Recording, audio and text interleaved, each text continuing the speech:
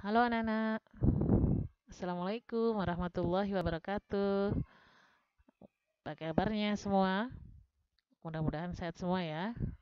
Nah, kita hari ini masih di materi pertama yaitu sistem gerak pada manusia. Kita masuk pertemuan yang kedua ya. Nah, sebelum mulai, marilah kita buka dengan sama-sama membaca basmalah. Bismillahirrahmanirrahim. Nah, selanjutnya alat gerak manusia sudah kita pelajari minggu kemarin. Nah, kalian masih ingat tidak apa aja alat gerak manusia? Ya, benar. Pertama tulang, yang kedua sendi, yang ketiga itu otot, ya. Nah, kalau tulang kemarin sudah kita bahas, sekarang untuk video kali ini kita akan membahas sendi dan otot. Kedua, sendi. Nah, mengapa kamu bisa melakukan berbagai macam gerakan, padahal tulang sebagai alat gerak kita itu kan sangat keras dan tidak bisa dibengkokkan. Nah, kalau kalian lihat video di samping ini, ini ada dua tulang yang bertemu kemudian disatukan oleh sendi yang bisa menyebabkan ia bisa bergerak ya. Sendi ini terletak di tengah antara dua tulang ini.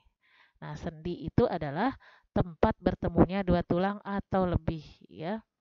Dengan adanya sendi, hubungan antar tulang itu bisa digerakkan ya. Nah, sendi ini banyak banget di tubuh kita. Nah, kita akan pelajari satu persatu ya. Apa aja sendi-sendi yang ada di tubuh kita. Ya, persendian atau artikulasi. Ada tiga jenisnya ya. Pertama, sendi mati atau sinartrosis. Ini tidak memungkinkan adanya gerakan sama sekali, makanya disebut dengan sendi mati ya. Nah, contohnya adalah hubungan antar tulang tengkorak seperti gambar ini. Kemudian yang kedua adalah sendi kaku atau amfiartrosis. Nah, kalau ini masih memungkinkan ada gerakan tapi sangat kaku. Contohnya adalah pada hubungan antar ruas tulang belakang. Yang ketiga itu adalah sendi gerak atau diartrosis.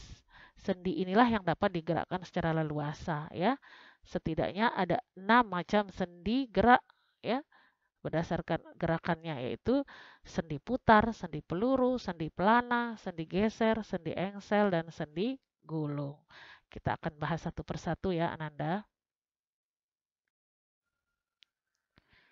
Oke, sendi gerak itu ada 6. Yang pertama itu sendi putar, kedua sendi peluru, ketiga sendi pelana. Kita bahas dulu yang ini ya. Sendi putar itu memungkinkan gerakan yang memutar. Seperti ini gerakannya nih. Ada gambar yang memutar ya. Nah, ini terjadi atau contohnya terjadi pada sendi antara tulang tengkorak dan tulang leher ya, di sini ya. Yang ini. Kalian bisa lihat di gambar ini. Kemudian yang kedua sendi peluru ini gerakannya ke segala penjuru ya. Gerakannya seperti ini kalau kalian lihat ya. Nah, contohnya ini pada sendi pangkal lengan dan pangkal paha seperti ini. Ada di sini di gambar ini juga. Kemudian yang ketiga adalah sendi pelana. Ini gerakannya adalah gerakan kedua arah aja. Contohnya ini terjadi pada sendi pada pangkal ibu jari. Ada di gambar sini kalian bisa perhatikan ya di lingkaran ini. Kalau kalian bisa coba ya gerakan ibu jari kalian. Gerakannya seperti pelana ya, kedua arah aja. Nah, itulah disebut dengan sendi pelana ya. Ya, kemudian selanjutnya yang keempat itu ada sendi geser, sendi engsel, dan sendi gulung ya. Nah, kita bahas satu-satu lagi. Sendi geser ini gerakan menggeser pada permukaan tulang lain. Gerakannya seperti ini kalau kalian lihat di video ini, di gerakan ini ya. Nah, ini terjadinya pada tulang pada pergelangan tangan dan pada tulang belakang ya. Di sini ada gambarnya, kalian bisa lihat tulang belakang ini. Kemudian yang kelima adalah sendi engsel. Sendi engsel ini hanya memungkinkan gerakan ke satu arah. Nah, lihat gerakannya, model gerakannya di video yang bergerak ini. Nah, ini contohnya adalah pada siku kalian. Ya, siku dan lutut kalian. Coba kalian gerakkan. hanya bisa bergerakan ke satu arah kan? Nah, itulah sendi engsel. Kemudian yang keenam adalah sendi gulung, yaitu gerak rotasi pada poros tapi gerakannya sangat terbatas. Pada hubungan ujung tulang telapak tangan contohnya ya, dengan ujung tulang jari tangan. Coba dilihat di sini ada gambarnya ya. Nah, gerakannya juga modelnya seperti ini, ada di gambar yang bergerak ini ya. Silakan kalian lihat. Nah, selanjutnya yang terakhir adalah otot ya. Yang ketiga ini otot. Nah, otot ini merupakan alat gerak aktif.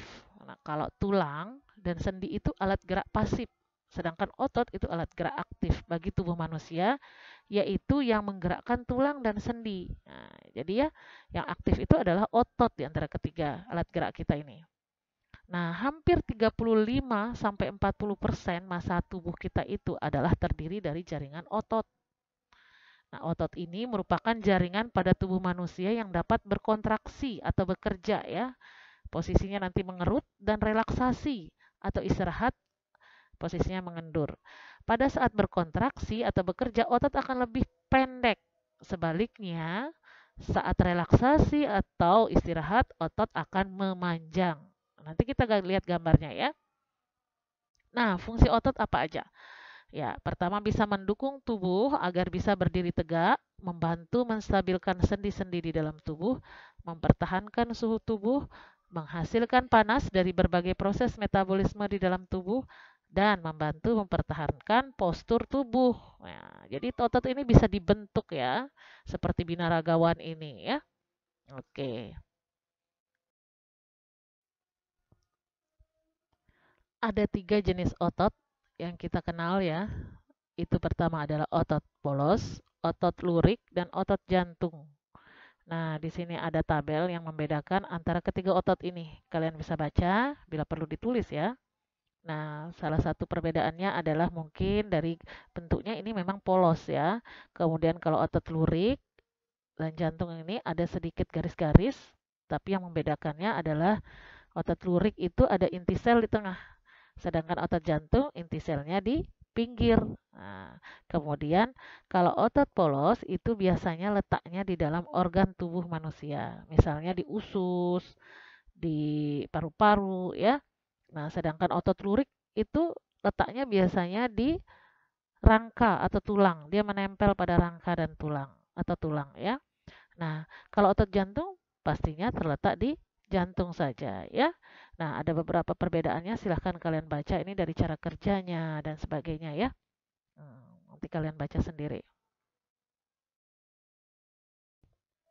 Cara kerja otot. Nah, ini cara kerja otot ini ada dua. Pertama, otot sinergis adalah otot yang bekerja sama secara searah ya. Maksudnya adalah jika salah satu otot berkontraksi, maka otot lain yang lainnya itu juga ikut berkontraksi. Nah, saat satu otot relaksasi, maka otot lainnya juga ikut relaksasi. Nah, seperti gambar ini, video ini, ada gerakan mengangkat dan menelungkupkan tangan. Ini adalah gerakan otot sinergis, ya, sama-sama bekerja. Nah, kemudian sama-sama beristirahat, gitu ya. Nah, yang kedua adalah otot antagonis, adalah otot yang bekerja berlawanan. Artinya apabila satu otot mengalami kontraksi, maka otot yang lain itu melakukan relaksasi atau istirahat ya. Contohnya ini adalah otot pada otot bicep dan tricep. Ini otot yang cukup terkenal ini ya. Otot bicep di atas lengan kita, di tricep di bawah ya. Ketika mengangkat buku atau menengkukkan lengan, maka otot bicepnya mengecil. Nah, mengecil atau memendek ini berarti berkontraksi. Sedangkan tricep akan memanjang, berarti dia berelaksasi. Nah, jadi berlawanan arah ya kerjanya.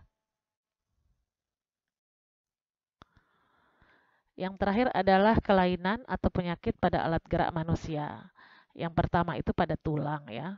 Yang biasa terjadi adalah penyakit riketsia pada tulang. Kemudian osteoporosis, fraktura atau patah tulang, kifosis, lordosis, dan skoliosis. Nah, ini ada gambar, ini penyakit riketsia ya. Kemudian ada osteoporosis. Riketsia ini bentuk tulangnya seperti huruf O itu ya. Kemudian osteoporosis ini biasanya kerapuhan tulang terjadi pada usia senja ya. Kemudian ada fraktura ya atau patah tulang. Mungkin bisa terjadi karena kecelakaan dan lain sebagainya. Kemudian ada kifosis, lordosis, skoliosis. Nah, bisa kalian bedakan di sana kalau kifosis ini posisi tulang itu ke belakang, membungkuk ya, seperti ini. Nah, kemudian kalau lordosis itu posisi tulang ke depan, tulang belakang ya, maksudnya di sini tulang belakangnya ke depan. Nah, kemudian kalau skoliosis itu tulangnya melengkung gitu, kayak seperti huruf S gitu ya. Nah, ini semua disebabkan oleh kebiasaan ya, yang salah dari duduk kita ya. Jadi ini harus diperbaiki ya, Nanda ya.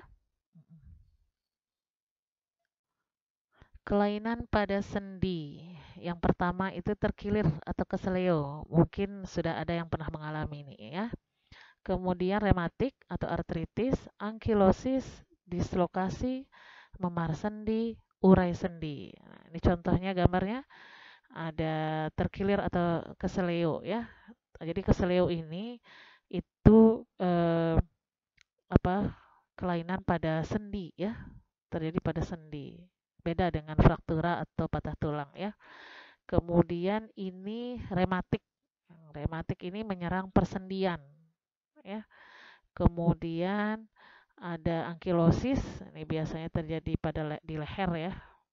Kemudian ini dislokasi. Nah, ini pergeseran ya sendinya ya. Oke.